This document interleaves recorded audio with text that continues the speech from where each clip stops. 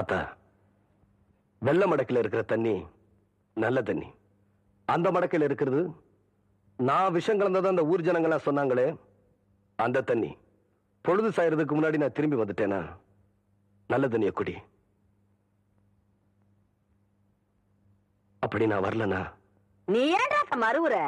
ஆத்தா நான் இருக்கிறேன்ல, நீ தைரியமா போயிட்டு வா, நான் பாத்துக்கிறேன்.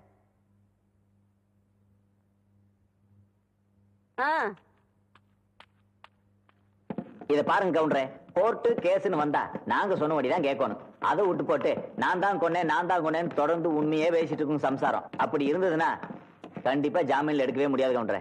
என்ன வைக்கலையா? இதுக்கு ஒரு வழியே இல்லையா? ஒரே ஒரு வழிதான் இருக்கு கவுண்டரே. என்னங்க?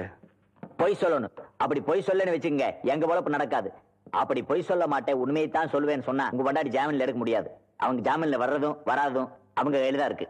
அதனால அவங்களே போய் பாருங்க.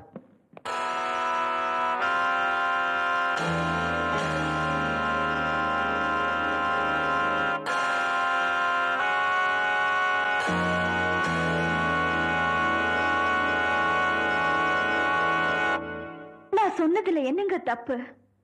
ஊருக்கே நீதி சொல்ற கவுண்டரோட பொண்டாட்டி உண்மையை சொல்றதாங்க நியாயம். நான் செஞ்ச காரியத்துக்காக வெக்கப்படலீங்க, பெருமைப்படுறேன். இல்ல புள்ள, 1.5 கடத்துல தாலி கட்டினதுக்காக நான் தான் ரொம்ப பெருமைப்படுறேன்.